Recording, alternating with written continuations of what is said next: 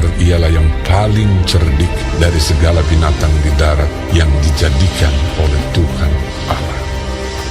Ular itu berkata kepada perempuan itu, "Tentulah Allah berfirman, semua pohon dalam taman ini jangan kamu makan buahnya." Bukan? Lalu sahut perempuan itu kepada ular itu, Buah pohon-pohonan dalam taman ini boleh kami makan.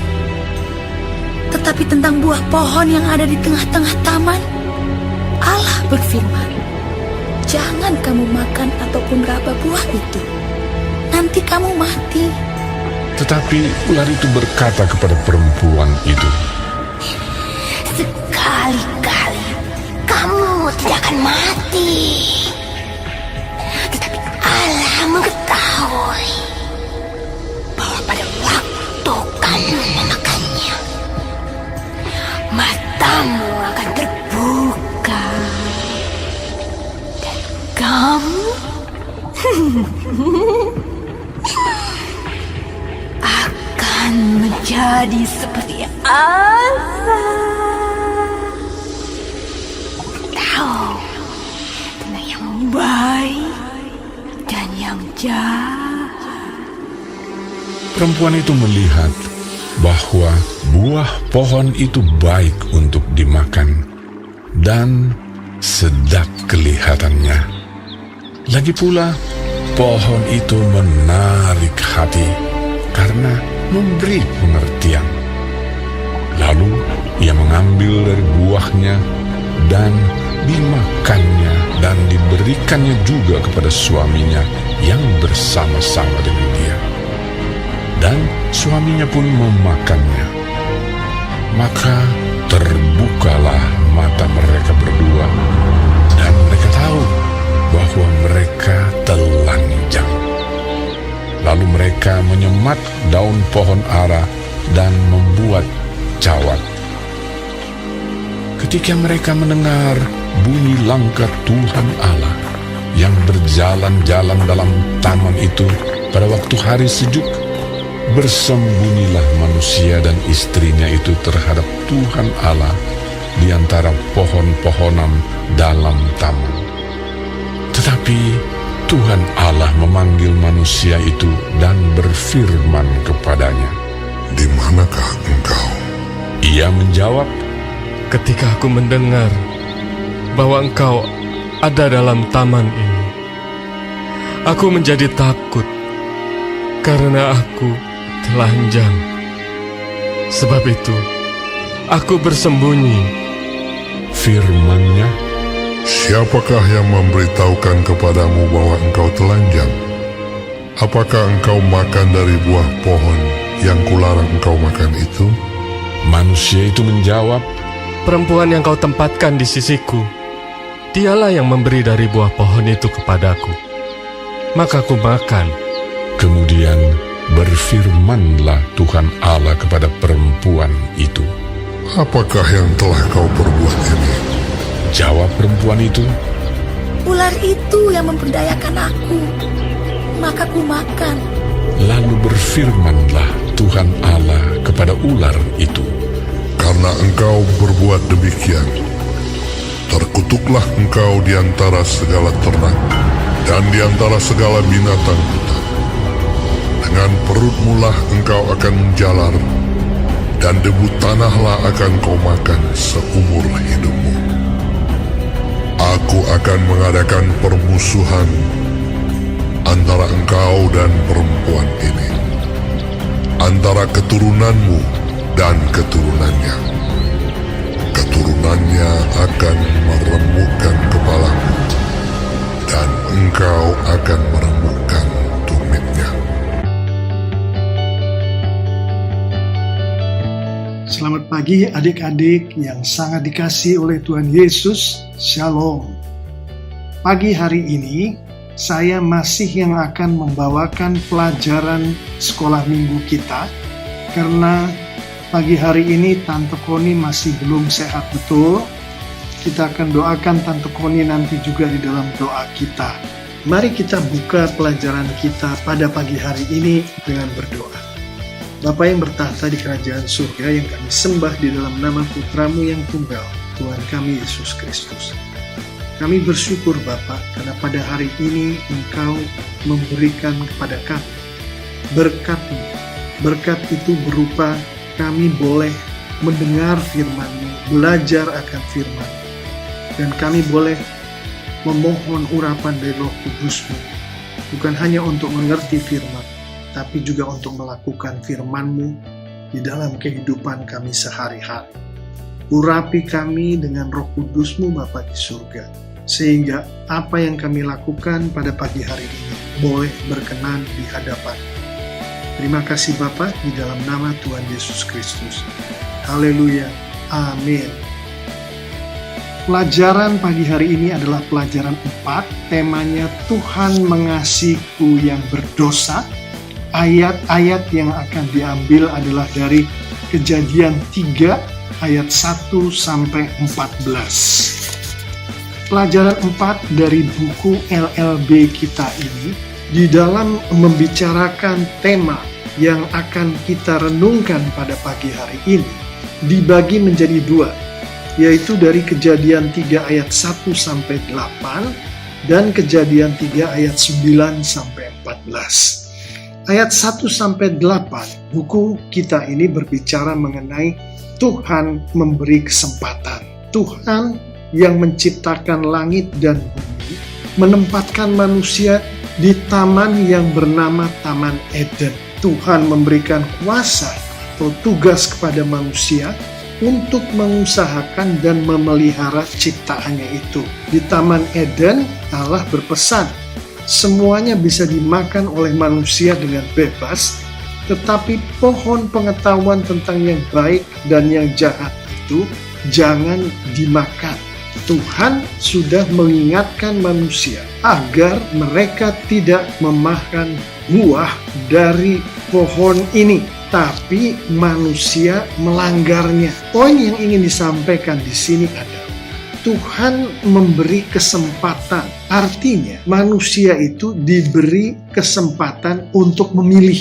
Manusia bisa memilih untuk mematuhi firman Tuhan, yaitu tidak memakan buah dari pohon ini. Atau manusia bisa memilih untuk tidak mematuhi firman Tuhan. Jadi sebagai salah satu perwujudan dari Tuhan mengasihi manusia adalah Tuhan sejak awal sudah memberi kesempatan kepada manusia untuk memilih. Tuhan memberikan kebebasan kepada manusia. Sampai hari ini pun Tuhan masih memberi kita kesempatan. Tuhan masih memberi kita kebebasan. Hargailah kesempatan dan kebebasan yang diberikan oleh Tuhan kepada adik-adik semua sebagai tanda bahwa Tuhan sangat mengasihi adik-adik.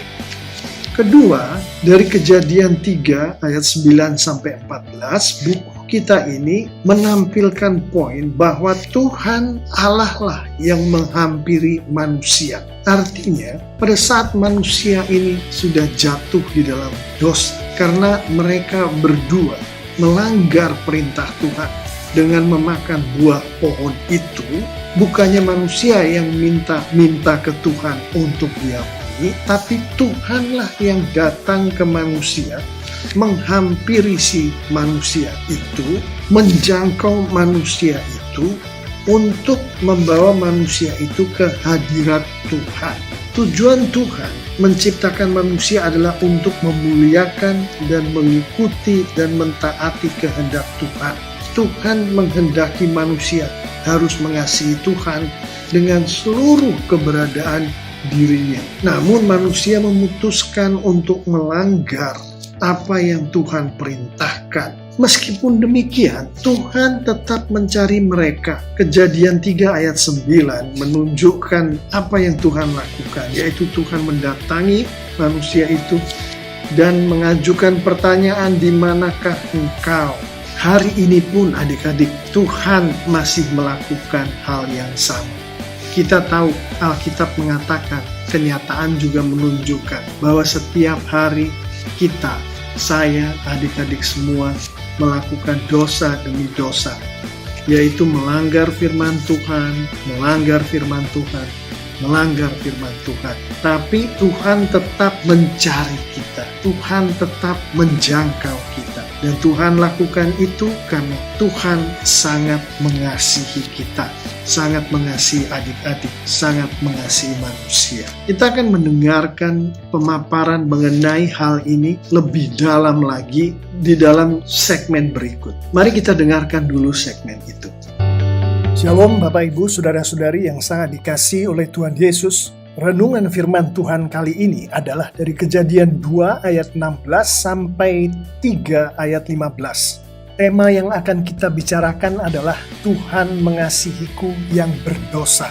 Kita akan terlebih dahulu melihat mengenai aku yang berdosa, manusia yang berdosa. Dalam renungan firman Tuhan kali ini kita akan melihat bahwa manusia itu berdosa atau tidak dari bagaimana si manusia itu mematuhi firman Tuhan. Mari kita mulai dengan firman Tuhan yang ada di Kejadian 2 ayat 16 dan ayat 17. Lalu Tuhan Allah memberi perintah ini kepada manusia. Semua pohon dalam taman ini boleh kau makan buahnya dengan bebas.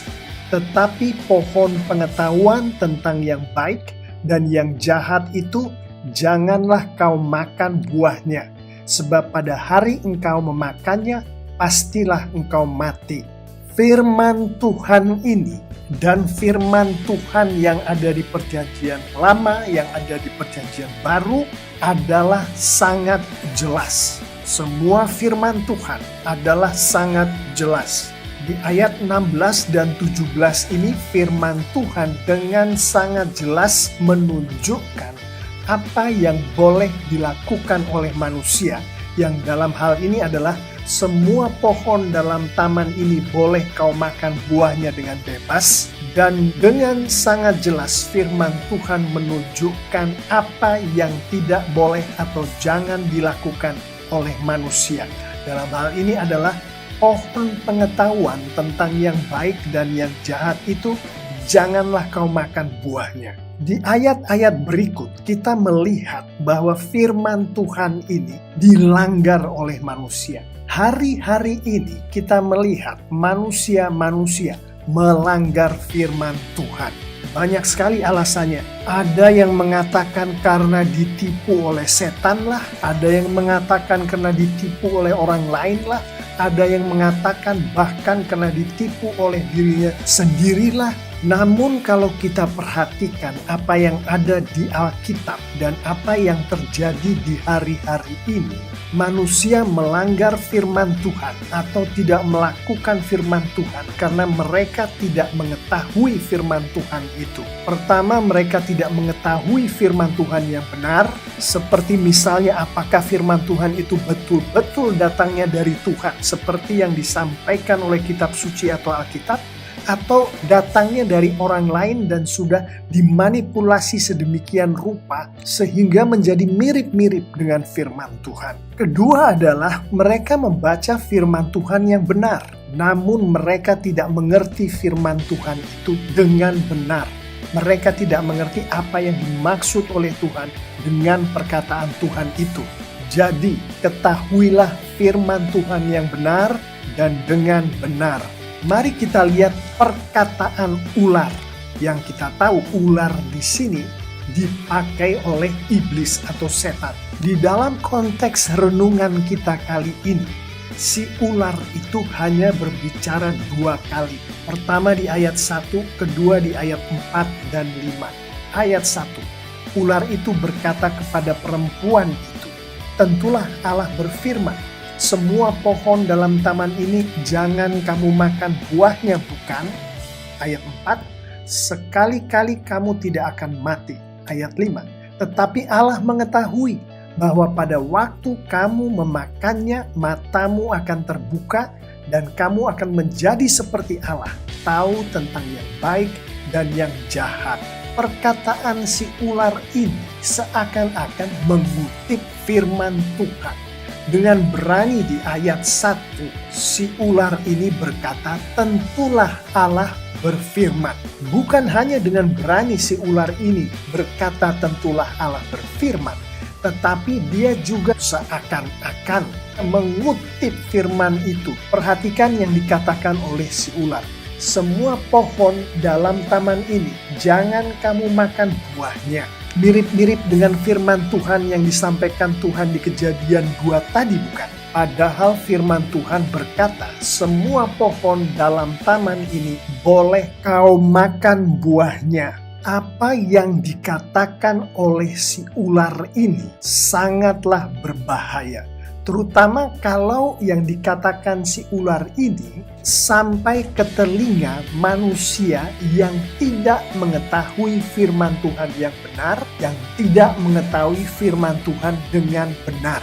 Kita akan melihat di ayat selanjutnya reaksi dari si perempuan itu setelah berkomunikasi dengan si ular. Apapun juga yang akan kita dengarkan dari apa yang saya akan renungkan bersama dengan kita semua. Ada yang bilang, oh perempuan itu ditipu oleh si ular. Ada yang bilang, oh perempuan itu bergumul dengan dirinya sendiri dan dia kalah oleh dirinya sendiri. Tapi perhatikan ini dengan jelas, menurut Alkitab, si perempuan ini tidak mengetahui firman Tuhan yang benar dan dengan benar. Kenapa saya katakan begitu?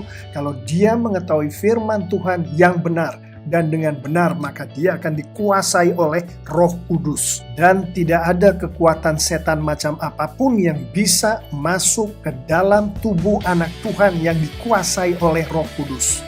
Mari kita lihat apa yang dikatakan oleh si perempuan itu. Di ayat 2, lalu saut perempuan itu kepada ular itu, buah pohon-pohonan dalam taman ini boleh kami makan. Ayat 3. Tetapi tentang buah pohon yang ada di tengah-tengah taman, Allah berfirman, jangan kamu makan ataupun raba buah itu, nanti kamu mati. Perkataan perempuan itu seakan-akan mengutip firman Tuhan. Bahkan si perempuan itu berkata, Allah berfirman, jangan kamu makan ataupun raba buah itu. Perhatikan firman Tuhan yang disampaikan oleh Tuhan di Kejadian 2, janganlah kau makan buahnya. Berbeda yang disampaikan oleh perempuan itu dan disampaikan oleh Tuhan, berbeda. Kenyataan bahwa si perempuan itu mengimani bahwa apa yang ada di dalam pikirannya yang dia katakan sebagai Allah berfirman tadi adalah firman Tuhan, padahal itu bukan firman Tuhan, membuka peluang untuk setan masuk ke dalam pikiran si perempuan itu. Sebagai contohnya kata raba yang dikatakan oleh si perempuan itu tapi tidak ada di dalam firman Tuhan. Setan bisa masuk ke dalam pikiran si perempuan itu melalui kata raba ini. Mungkin setan akan berkata, masa meraba buah itu saja tidak boleh sih? Kan bukan dimakan, cuma diraba. Hal-hal semacam inilah yang sangat berbahaya, yang kemudian akan membuat si perempuan itu jatuh di dalam dosa. Yang dalam hari ini, kalau kita tidak mengerti firman Tuhan yang benar dan firman Tuhan dengan benar, hal-hal yang seperti dialami si perempuan itu bisa terjadi di hari ini pada kita semua anak-anak Tuhan, yang mengakibatkan setan akan masuk dan mengambil kesempatan untuk membuat anak-anak Tuhan jatuh ke dalam dosa. Sekarang mari kita lihat apa yang dikatakan oleh suaminya, suami si perempuan itu. Di ayat 6, perempuan itu melihat bahwa buah pohon itu baik untuk dimakan dan sedap kelihatannya. Lagi pula pohon itu menarik hati karena memberi pengertian.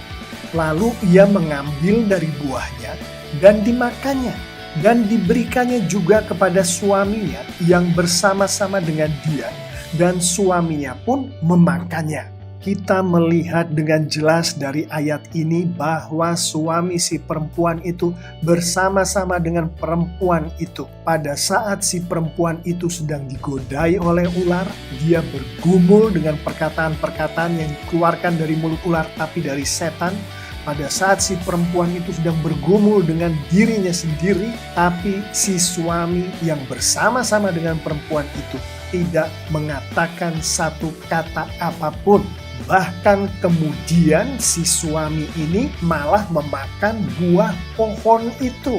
Orang boleh menafsirkan macam-macam mengenai apa yang terjadi pada si suami ini. Tapi yang jelas dari apa yang sudah kita bicarakan sebelumnya, si suami ini tidak mengetahui firman Tuhan yang benar dan dengan benar. Seseorang yang mengetahui firman Tuhan yang benar dan dengan benar akan dipenuhi oleh Roh Kudus, tidak bisa ditembus oleh kekuatan setan manapun. Maka si suami ini akan tahu bahwa dia harus melindungi istrinya pada saat istrinya sedang bergumul.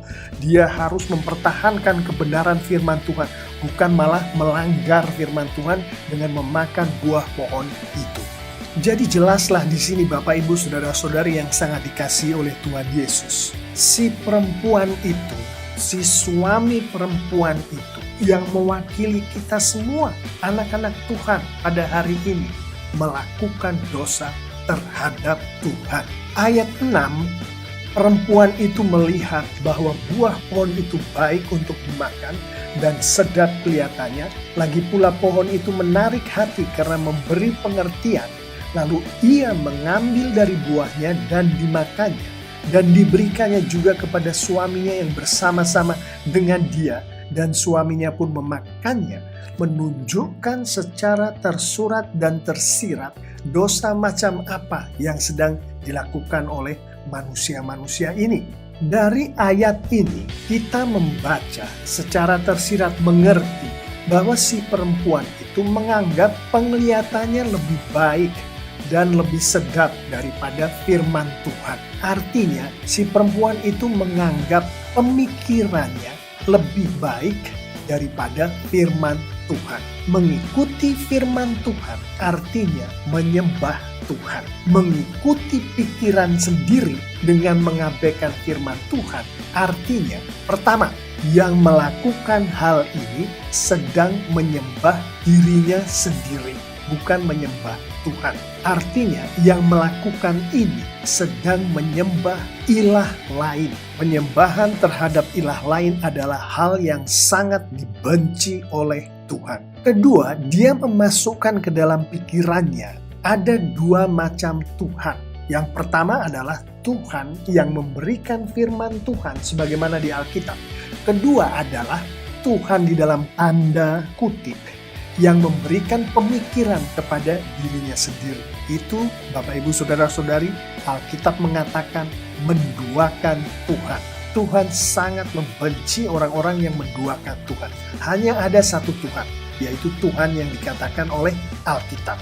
Kesalahan atau pelanggaran yang kedua yang dilakukan oleh manusia-manusia ini adalah mereka tidak taat. Mereka melanggar. Mereka melakukan dosa pada Tuhan dengan cara mereka tidak mematuhi firman Tuhan. Hal ini terjadi pada si perempuan itu dan pada suaminya, yaitu pada saat mereka berinteraksi dengan si ular yang mengakibatkan mereka meragukan firman Tuhan, dan pada saat mereka jelas-jelasan melanggar firman Tuhan itu dengan memakan buah dari pohon yang dilarang oleh Tuhan. Untuk manusia-manusia yang sudah begitu diberkati oleh Tuhan, seperti si perempuan itu dan suaminya, sudah diciptakan segambar dengan Tuhan, sudah dikaruniakan seluruhnya yang ada di dunia, yang Tuhan berikan pada mereka di Taman Eden untuk mereka kuasai, untuk mereka nikmati. Tapi mereka masih juga melanggar firman Tuhan, berbuat dosa, menduakan Tuhan, menyembah ilah lain. Alkitab mengatakan orang-orang seperti ini pantas dihukum mati. Dan itulah yang terjadi pada bangsa Israel sebagaimana kita baca di Perjanjian Lama. Mereka melanggar firman Tuhan, mereka dihukum mati oleh Tuhan. Kita akan melihat di dalam konteks renungan kita kali ini bagaimana Tuhan tetap mengasihi manusia-manusia itu yang adalah perwakilan dari kita semua. Artinya Tuhan mengasihi kita, Tuhan mengasihi saya, meskipun kita atau saya melanggar firman Tuhan. Ayat 9, tetapi Tuhan Allah memanggil manusia itu dan berfirman kepadanya, di manakah engkau? Penafsiran mengenai ayat ini mengatakan Tuhan melakukan itu karena kasih-Nya kepada manusia-manusia itu. Seperti tadi kita bicarakan bahwa di perjanjian lama orang-orang seperti manusia-manusia ini dihukum mati, tapi bukan itu yang dilakukan oleh Tuhan. Bukan manusia-manusia itu kemudian disambar petir atau digigit binatang buas sebagai hukuman atas dosanya, tetapi Tuhan justru berinisiatif mencari manusia-manusia berdosa ini. Di hari-hari ini Tuhan berinisiatif mencari mereka-mereka yang terhilang. Ini adalah manifestasi dari kasih Tuhan kepada manusia, kepada saya dan Anda, yang luar biasanya kasih itu. Sehingga meskipun kita berdosa, Tuhan tetap mengasihi kita. Tuhan justru mencari kita untuk menunjukkan kasih-Nya pada kita itu. Dan tanggapan yang benar dari manusia-manusia atas Tuhan mencari kita karena kasih-Nya adalah si manusia-manusia itu harus jangan lari dari Tuhan pada saat manusia-manusia itu melakukan dosa, tapi datanglah kepada Tuhan untuk bertobat. Dan dari pertobatan itu Tuhan akan menyelamatkan si manusia-manusia yang bertobat. Dan kalau si manusia-manusia yang bertobat ini sudah mengenal Tuhan, maka Tuhan akan mengkuduskan mereka, akan mensucikan mereka. Dan kasih Tuhan yang luar biasa kepada manusia, kepada kita, ditunjukkan oleh Tuhan di ayat 15. Aku akan mengadakan permusuhan antara engkau dan perempuan ini, antara keturunanmu dan keturunannya. Keturunannya akan meremukkan kepalamu dan engkau akan meremukkan tumitnya. Dari ayat 15 ini, istilah proto-evangelion yang dipakai di seminari-seminari muncul. Artinya kabar baik sebelum kabar baik itu tiba. Kita tahu bahwa kabar baik itu adalah Tuhan Yesus Kristus. Ayat 15 ini difirmankan oleh Tuhan jauh sebelum perjanjian baru, jauh sebelum kedatangan Tuhan Yesus ke dunia. Tapi isi dari ayat 15 ini adalah janji Tuhan yang difirmankannya kepada manusia akan kedatangan putranya yang tunggal, Tuhan Yesus Kristus, sebagai juru selamat dunia, juru selamat manusia, juru selamat kita semua. Hal ini Bapak Ibu Saudara-saudari yang sangat dikasihi oleh Tuhan Yesus menunjukkan bahwa Tuhan sangat mengasihi kita semua. Tuhan mengasihi aku. Demikianlah renungan firman Tuhan kali ini. Saya akan menutupnya dengan kita bersama-sama melihat beberapa penerapan. Penerapan pertama adalah sebagai anak-anak Tuhan yang sejati. Janganlah lari dari Tuhan pada saat kita melakukan dosa. Bahkan dengan berdoa memohon Roh Kudus bekerja di dalam kehidupan kita. Bertobatlah. Dan penerapan yang kedua adalah dengan berdoa memohon Roh Kudus bekerja di dalam kehidupan kita. Bacalah dan mengertilah firman Tuhan. Pada saat Anda membaca firman Tuhan, bacalah sampai Anda mengerti firman Tuhan yang benar itu yang mana, sampai Anda betul-betul mengerti firman Tuhan yang Anda baca dengan benar. Dengan melakukan semua itu, Bapak Ibu Saudara-saudari yang sangat dikasihi Tuhan Yesus, saya mengimani bahwa Tuhan kita, Tuhan Yesus dipermuliakan. Dan pada saat anak-anak Tuhan memuliakan Tuhan, Alkitab menunjukkan bahwa Tuhan akan memberkati anak-anaknya yang memuliakannya dengan luar biasa. Amin. Adik-adik yang sangat dikasihi oleh Tuhan Yesus, dari apa yang sudah kita dengarkan sejak awal tadi, kita bisa menyimpulkan bahwa Tuhan memberi mandat kepada kita, kepada adik-adik, kepada manusia untuk mengusahakan dan memelihara Taman Eden dengan segala isinya. Tetapi manusia lebih mengikuti keinginannya sendiri daripada mentaati perintah Tuhan.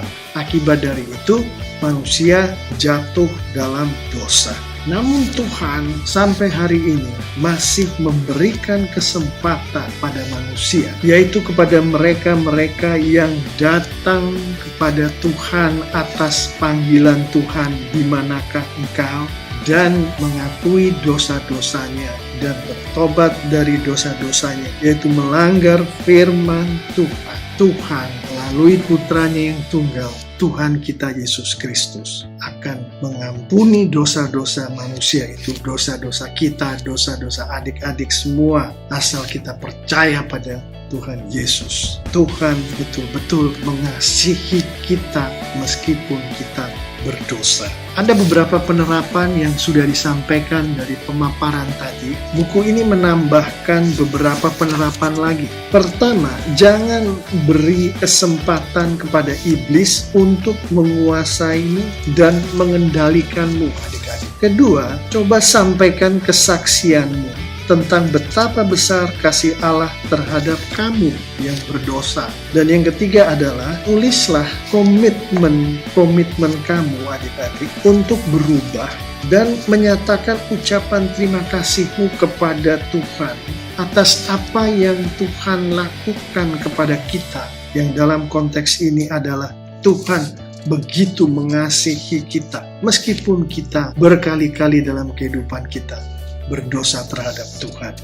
Tulislah komitmen itu dan berilah kesaksian di depan kelas. Demikianlah adik-adik pelajaran kita pada pagi hari ini. Sebelum kita menutup pelajaran ini, ada ayat hafalan yang sebagai anak-anak Tuhan yang sangat menyayangi Tuhan pasti akan senang menghafalkan ayat-ayat dari firman Tuhan.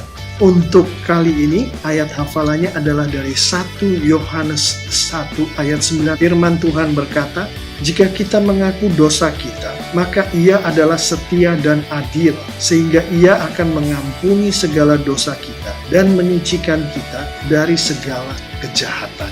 Demikianlah pelajaran kita pada hari ini. Jangan lupa ayat hafalan itu dilantunkan di video, lalu videonya dikirimkan ke grup WA kita pendalaman Alkitab, dan kita semua akan diberkati dengan ayat hafalan yang adik-adik kirimkan. Saya juga mau mengingatkan, sebagai salah satu bentuk kita mensyukuri apa yang Tuhan telah lakukan kepada kita dalam konteks ini, Tuhan mengasihi kita semua. Jangan lupa memberikan persembahan kita kepada Tuhan. Persembahan dapat ditransfer ke nomor rekening yang ada di layar. Baik adik-adik semua, kita akan menutup pelajaran kita hari ini dengan berdoa. Bapa yang bertahta di kerajaan surga, yang kami sembah dalam nama Putramu yang tunggal, Tuhan kami Yesus Kristus, kami kembali menghadap kehadirat-Mu Bapa untuk berterima kasih karena kami Engkau izinkan untuk menyelesaikan pelajaran akan firman-Mu ini. Biarlah pelajaran ini atas urapan dari Roh Kudus-Mu boleh kami praktekkan di dalam kehidupan kami sehari-hari untuk kemuliaan-Mu Bapa Yesus. Pada kesempatan kali ini kami bersama-sama mendoakan guru kami terkasih, Tante Koni. Bapa, Engkau lawat Tante Koni, Engkau sembuhkan Tante Koni. Bawalah kembali Tante Koni kepada kami, sehingga kami boleh bersama-sama memuliakan nama-Mu Bapa di surga, melalui kami berdiskusi, mendengarkan, merenungkan firman Tuhan bersama-sama. Kami bersyukur Bapa untuk Engkau mendengar doa kami, untuk Engkau mengabulkan doa kami. Urapan Roh Kudus-Mu juga yang kami rindukan agar kami di dalam mempraktekkan firman Tuhan ini, kami boleh melakukannya sesuai dengan yang Engkau inginkan Bapa, dan hanya untuk kemuliaan nama. Lindungi kami semua Bapa, seluruh teman-teman kami, keluarga besar kami di TLCC dari segala sakit penyakit termasuk COVID-19. Berkati kami semua Bapa atas kebutuhan-kebutuhan kami. Dan Bapa, berkati juga persembahan yang sudah kami persembahkan kepada. Terima kasih Bapa untuk kesempatan yang indah di pagi hari ini. Engkau izinkan kami semua untuk memuliakan nama. Di dalam nama Tuhan Yesus Kristus, haleluya, amin. Baik adik-adik, sampai kita berjumpa minggu depan. Mudah-mudahan Tante Koni sudah bisa kembali bersama-sama dengan kita semua minggu depan. Tuhan Yesus memberkati. Shalom.